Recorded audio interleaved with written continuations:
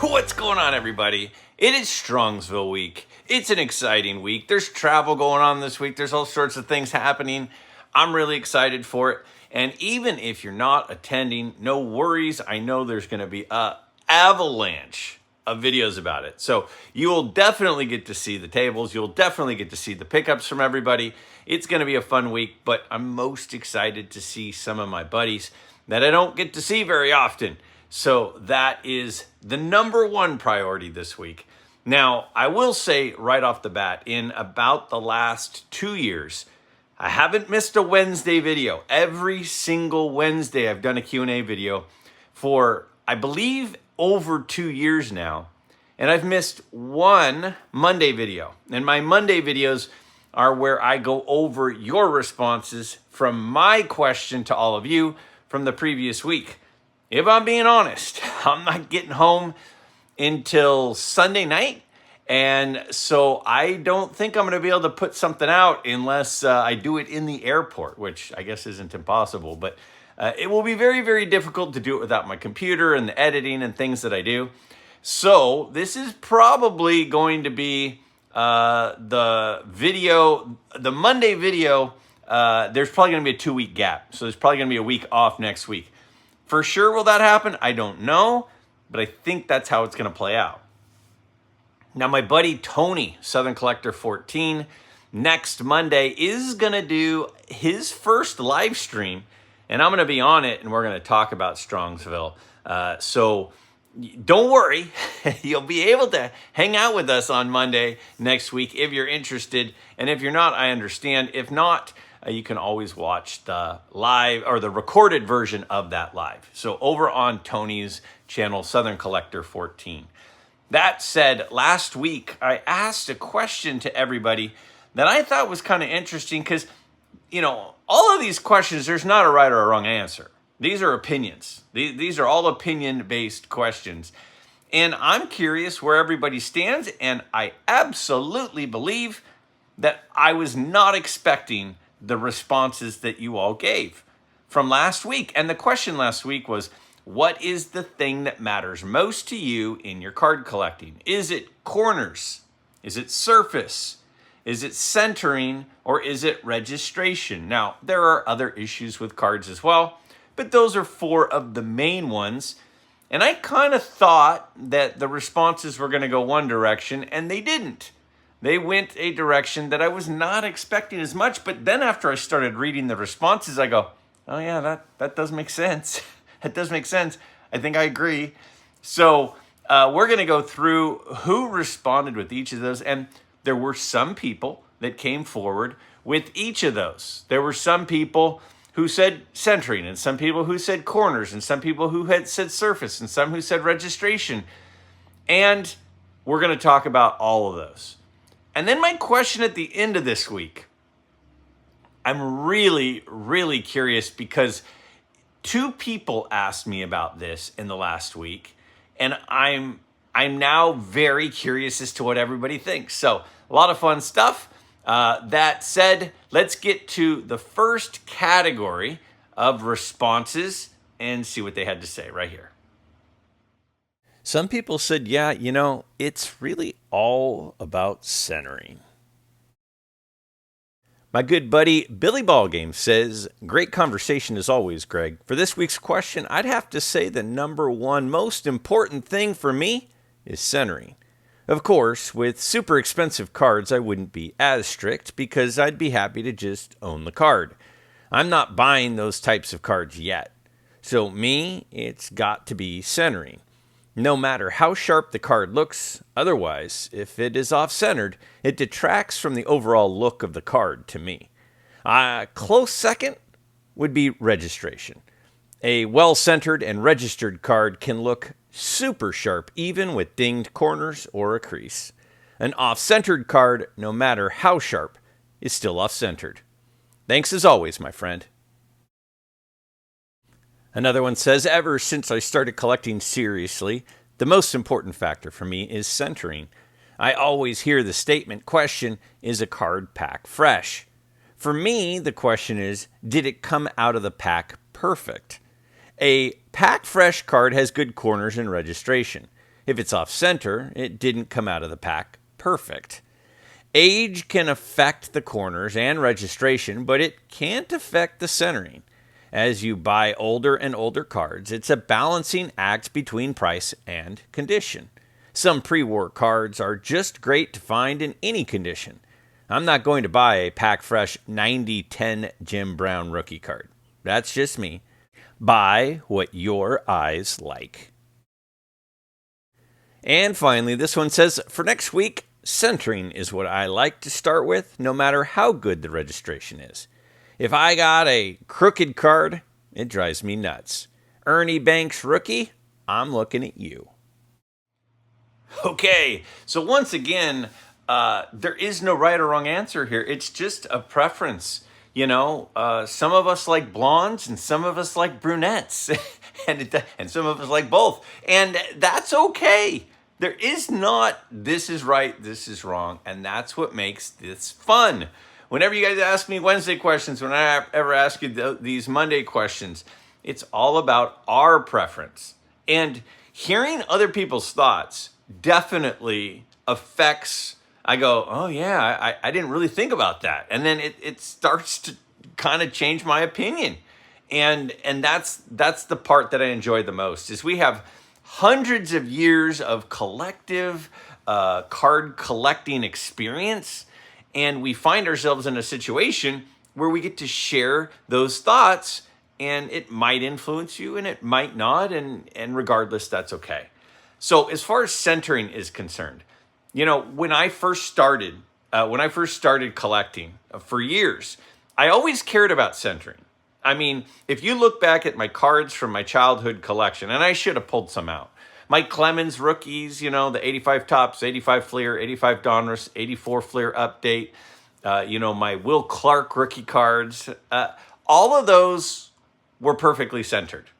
And so centering has always mattered to me. But when I was going after those Grail, childhood Grail cards, I wanted them to be like perfect in every way. And it's the one thing I could not handle as a kid was if a card had a crease, it was out. It was absolutely out. But a card that was off center, at that time I was okay with. I was okay with an off center card. Now my preference was a centered card. I mostly went after centered cards even then. But yeah, I just, it was all about how the card came out of the pack for me, which is mentioned in one of those comments. And for me, if the card was cut off center, then that was like, okay, well, you know, this is a pack fresh card. And it didn't really bug me. But my opinion, as you all know, has definitely changed on this. At this point, it kind of feels for me like when a card is off center, it's like it's leaning. Like if I was doing the rest of this video and I was over here like this, people would be like, what is he doing? That doesn't look right. That's weird. I would go, I agree. Now, even like right now, I'm not always perfectly in the center of the screen if you were to line it up.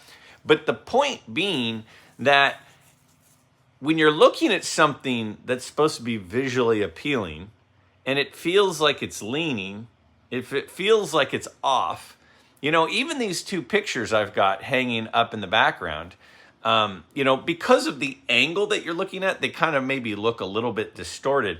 But I can assure you that they are perfectly level.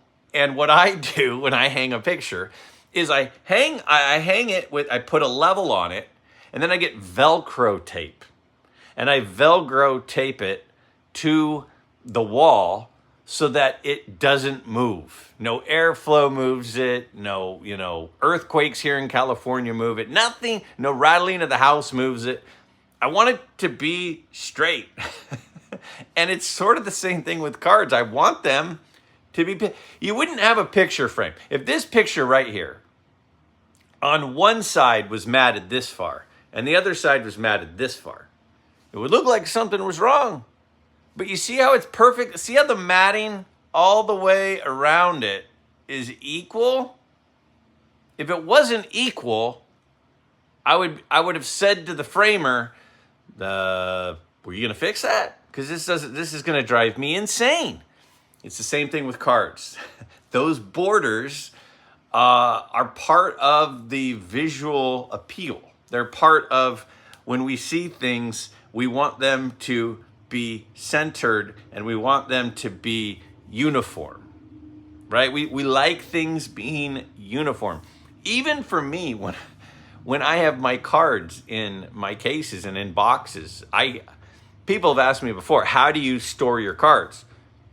I don't know if I like to admit this, but I store my PSA cards to get graded cards together and my SGC graded cards together, because otherwise the lack of uniformity in the size of the cards drives me bonkers. The only time I don't do that is with my pirate card set, because I want those in number order. So number order takes preference. Apparently, I'm realizing this about myself right now. Number order takes preference over the uniformity of the slabs themselves. And as ridiculous as it sounds, eventually I will likely move all of them from PSA, the ones that are in PSA holders, into SGC holders, because I think they look the best in SGC holders, and I want them all to be the same because I'm crazy. But that's just part of it. Now, as a person, and I will say one last thing, and Dylan talks about this a lot, Dylan, who's heavy into centering. There are a lot of cards that are not perfectly centered. A lot of cards. But there are just a few cards that are perfectly centered. So in an era where people tend to look for scarcity, numbered cards, or, it's out of 10 instead of out of 100, it's a PSA 10 instead of a PSA 9, even though it kind of looks the same or does look the same. People are looking for something that makes a card rarer than another card. And one of the things that's very rare is a perfectly centered card. So if you have a perfectly centered card versus a 60, there are a lot of cards that are 60-40. There are not many cards that are 50-50 or 49-51. Not many cards. So if you're looking for a way to differentiate one card over another, is one of the rarest things in a card, especially vintage cards, is a perfectly centered card. So that's also something I definitely think is worth considering. I thought before I read your responses that I would have said centering. After reading your responses, I no longer would say centering is most important. That's the influence that we all have on each other. Let's look at some more responses. The overwhelming number of people said registration is what matters most. This first one says, for me, the most important factor is registration. We are buying pictures of athletes on cardboard. If the picture isn't clear, it would be too distracting to enjoy. After that, centering is a close second. This next one says, hey Greg, great video as always. If I had to choose one designation that is most important, it would be registration. All are important to some extent, but I feel that how a card presents is more important to me than how it looks under a microscope. I like to display my favorite cards and want to have that immediate visual aesthetic rather than feel the need for an advanced scrutiny of the perfect card, corner, invisible crease, or gum stain on the reverse of the card. Cards should be enjoyed, and as long as they still hold that visual, they are fine in my book. This one says, registration. When I was experimenting with grading, I purchased and reviewed dozens of in-person and hundreds online of my childhood target card. I learned everything that could be wrong with it. I got familiar enough that I could assess it very quickly with a once-over on the card. In reviewing graded versions, I came across 2 cards graded by PSA with terrible registration with grades of 10. Knowing how the registration issues distort the picture and make it hard for me to look at the bad ones, I would have given those 10s at best 7s because the image looked horrible with the color bleed they had. I would put centering a distant second. Corners, edges, and surface issues only bother me if they distort the image or detract substantially the balance of the card. Meaning, if the corners are soft, I like them all to be similarly soft. Thanks for your videos. This next one says, to answer your question for next week, in my opinion, registration is by far the most important thing in vintage cards. I want a card that has awesome eye appeal. I can live with a bent corner or two and poor centering because those are very common with vintage. I personally don't like wrinkles or creases on the surface, but sometimes it is hard to see them, and as long as the card presents itself in a pleasing visual way, I can live with that too. So yes, registration is my choice as the most important factor in vintage, since I don't want a card that looks ugly, faded, or out of focus. My good buddy Orlando of A Collector's Dream says, great video, Greg. For next week, it depends on the card era. For pre-war and rarer cards, registration and photo quality is most important. For cards in the 50s, 60s, and newer, which are more readily available, centering is more important. And Mr. Centering himself, Dylan, Double D Vintage Baseball Card, says, I think everyone will say the exact same thing. No one wants a card with bad registration, period. But let me add that, in my opinion, registration is easy to find perfect in 98% of Topps cards. So for me, that's a no-brainer box that is easy to check. So 5 years ago, I would have considered myself a corner guy. I was a guy whose number one thing was corners. And a lot of the basketball cards that I had collected was collecting vintage basketball, especially 70s. Tons of centering issues with basketball cards from the 70s and baseball cards from the 70s too. But tons of centering issues. And it didn't bother me if they were razor sharp corners. And I ended up selling most of those cards that were not well centered. Now, it doesn't have to be perfectly centered. So I thought I was a corner guy for a long, long time. And then a year or two ago, I started going, no, centering is the thing because I want that balance. I want it to be framed in just right. And so I thought it was that. But then, I was reading over these responses, and then on, I guess it was Saturday, I posted a preview video for Strongsville. And one of the things I did is I showed the cards that I picked up last year.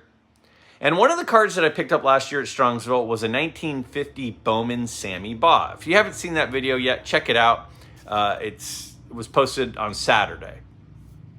And when I was looking for that card at Strongsville, and I wasn't really looking for it for Strongsville, but I went up to a case of a dealer because he had a perfectly centered 50-50 all the way around, a 1950 Sammy Baugh, which is a beautiful card.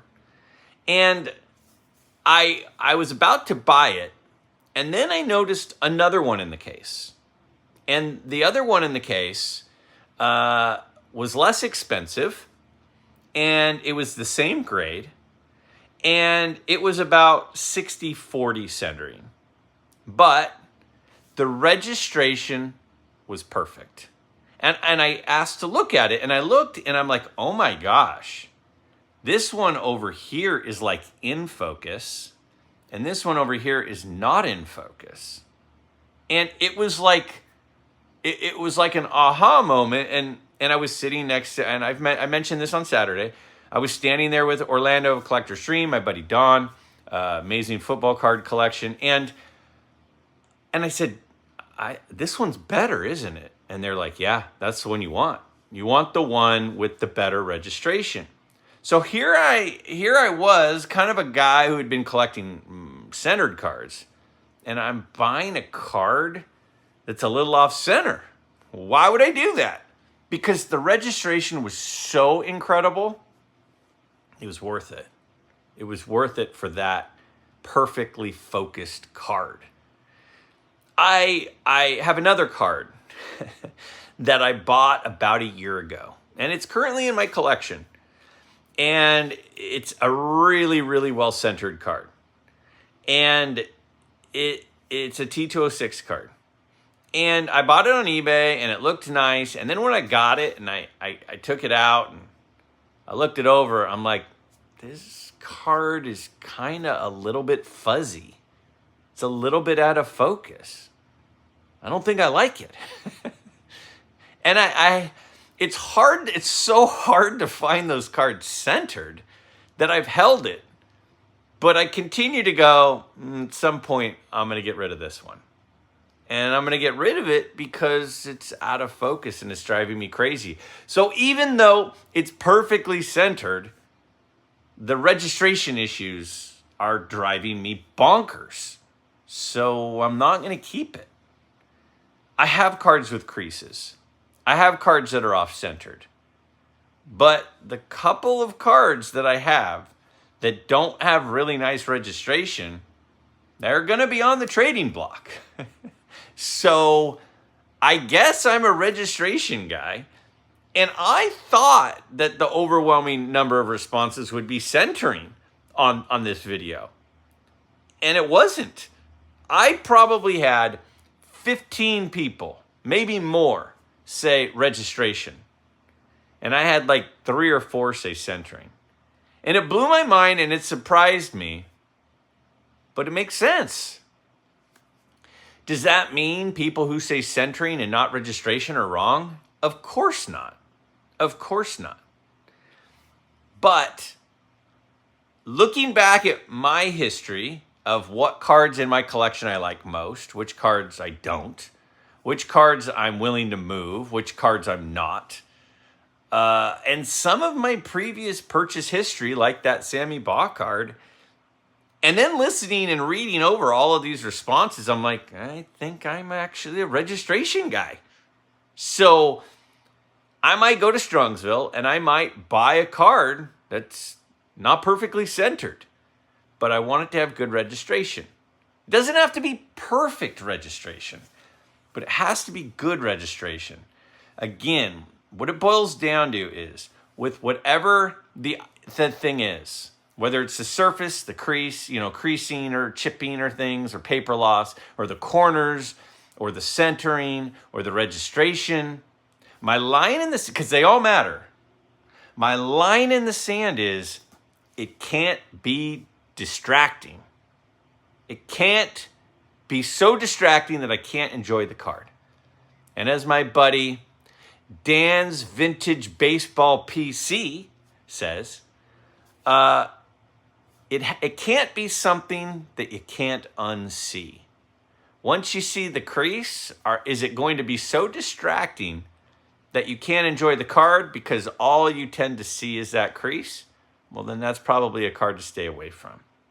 So maybe I'm a registration guy after all, and I just didn't know it. That said, let's take a look at some more of your responses. A little bit of a less popular choice, but one that was chosen is, I need a clean surface to my card. My guy Tony Talks Card says, great question. I guess I haven't come across too many cards or own many cards where the registration is unquestionably bad. I know I've seen cards like this, but with the golden era or pre-war light cards I'm looking at, I think it's not too hard to avoid bad registration, since there seems to be enough options to choose from when buying centering, bad or good, is how it came from the factory, so that would be my least concern, though it would bother me if it was so OC that I saw the outline of the card next to it on the printing sheet. Being left with corners and surface, I think surface would be most important. Corners may get worn down over time, and based on the handling of the card and looking at it and enjoying it, but surface issues like creases, wrinkles, or paper loss take a bit more to occur, and for me would affect the picture on the card itself most likely, and once I saw them, I would be hard not to notice it on the card. Okay, I like the process of elimination that Tony went through here. He's like, well, it's not this and it's not this, so I guess it's surface. I understand the crease thing. As a kid, Literally, if a card had a crease, I didn't want it. I just did not want it in my collection if it had a crease. And at the same time, I was collecting cards mostly from the 80s and the 90s. And those cards were kind of a dime a dozen. So a crease, was like, well, why have this one when there's 10 pallets of more over there? It just kind of threw it out the window. With some of the cards that I collect now, where there might only be, 100 of them out there, or 50 of them, or 300 of them in existence, then you start to kind of go, well, what really matters? I'm not going to afford an Ernie Banks rookie card in a 9. I'm just not. But if I'm going to get one in a 4 or a 5, which I did, the one that I bought was assigned a 5 from SGC. I'm sorry, it was assigned a 5 from PSA. It's like, okay, there's going to be something wrong with it. With the target list, so on my Saturday video, I went through a list of cards that I'm quote-unquote targeting for Strongsville. I'm not really targeting them for Strongsville. They're just cards that I'd like to have that I don't have right now. So yeah, they're on the top of my list for Strongsville. They're on the top of my list for eBay and every card show I go to. But when I look at it, if I buy a Ty Cobb or a Cy Young or a Walter Johnson, there's going to be something wrong with it.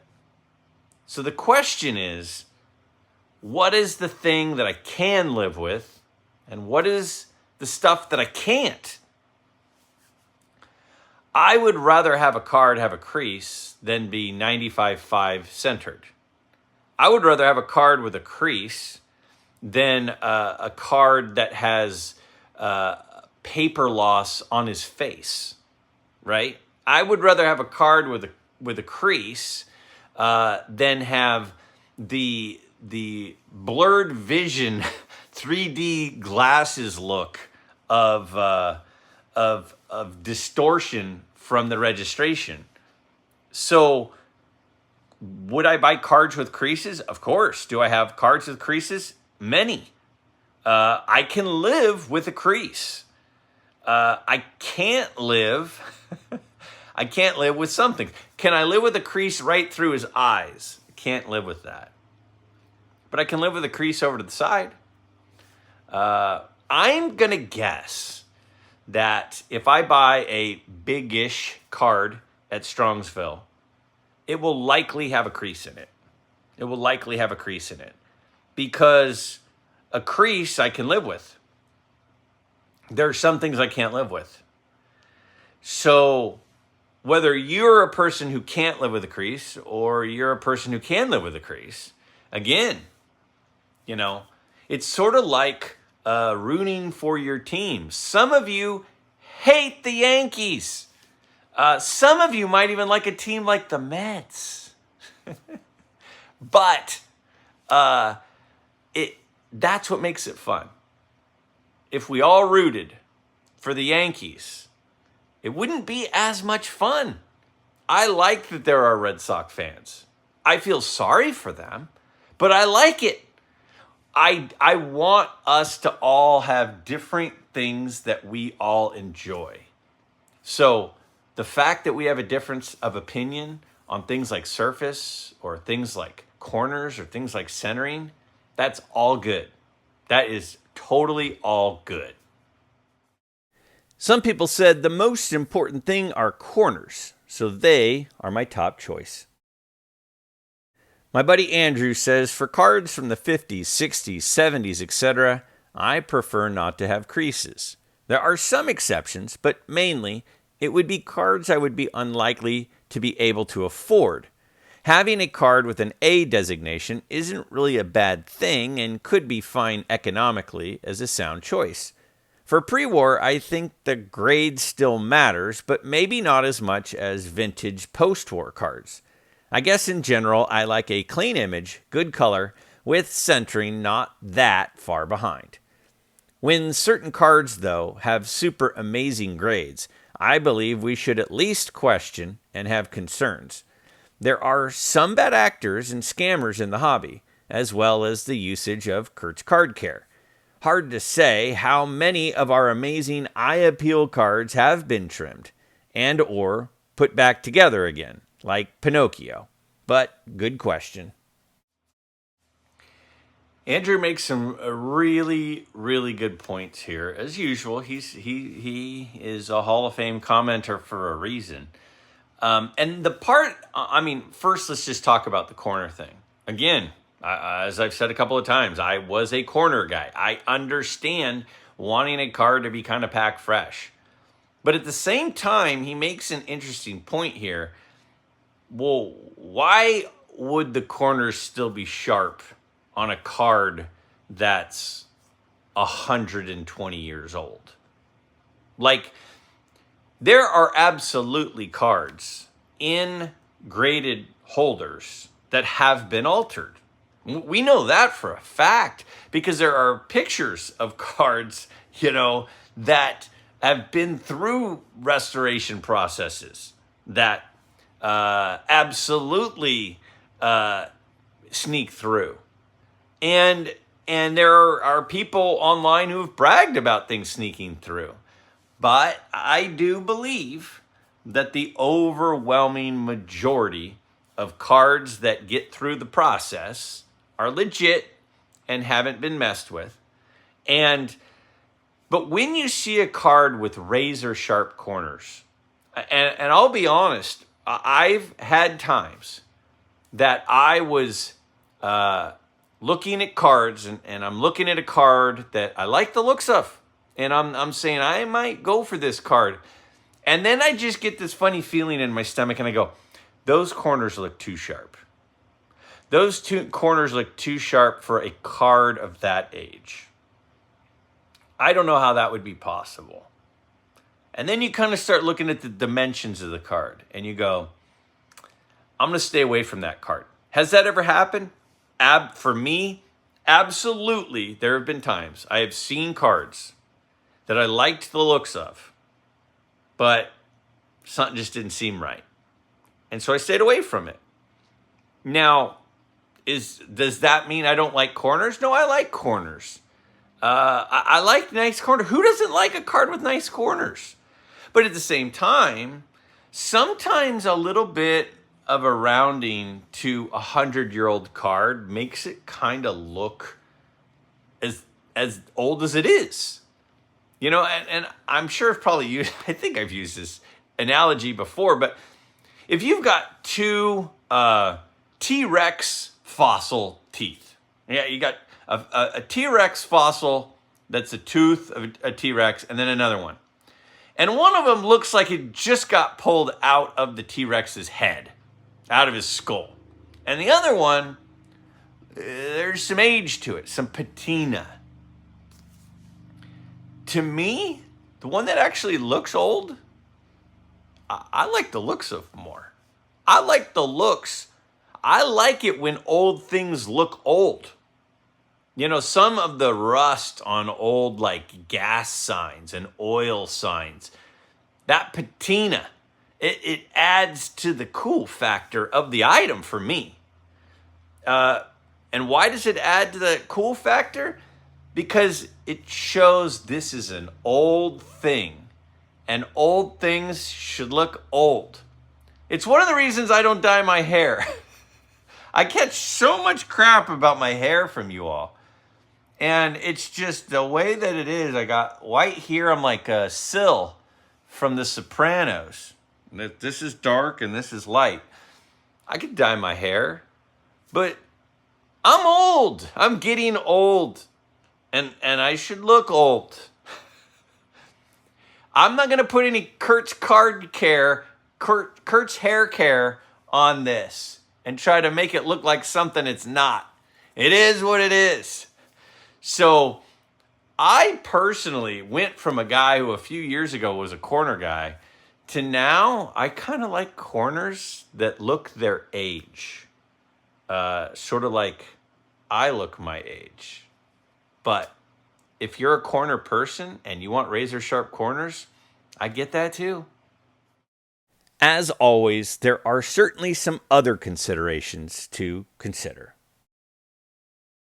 This one says, great video, Greg. For next week's question, I think that the overall look is most important to me. Eye appeal is different to everyone. For some, it's centering. For others, corners. I have a higher tolerance for off-centered cards than most, especially top to bottom. I actually collect OC cards in higher grades because the overall look of those cards are often stellar. I love Beckett's subgraded cards for that reason. Surface and edges are often difficult to see on slab cards. I wish I had known Dylan when he was getting rid of his 9 OC cards. Keep on making those videos. All right, so to wrap things up, I really like this question. And the reason I like this question is because what I really think that it's saying is you should be collecting cards with high eye appeal. But your high eye appeal might be different than my high eye appeal. You shouldn't be collecting centered cards because I think centered cards are important. You shouldn't be collecting cards with great registration because somebody else or I say that great registration is the way to go, or corners are the way to go. It's really about what your eye appeal is. What is a high eye appeal card to you? Because you're the one that gets to look at it. You're the one that gets to own it. You're the one that gets to enjoy it. So even if everyone on here says today, oh, it's all about registration, and you don't care about registration, you care about corners, you care about centering, you care about surface.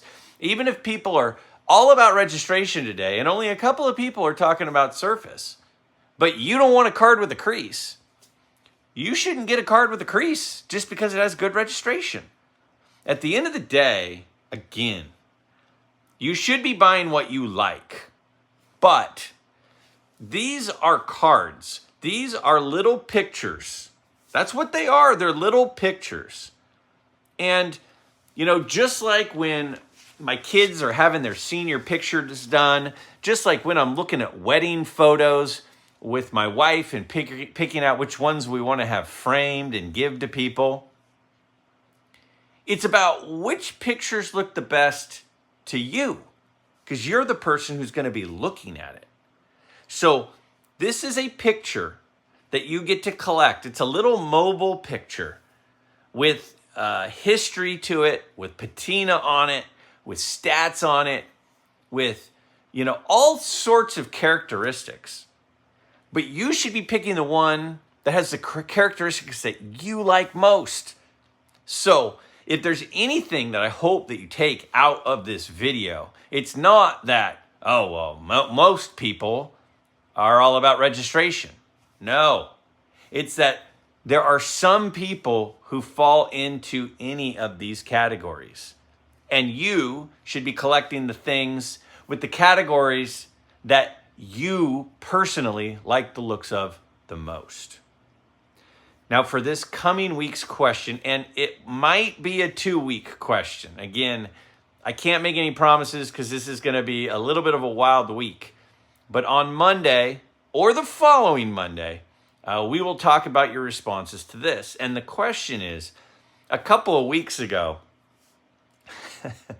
I did a video on what is the most underrated thing in the hobby.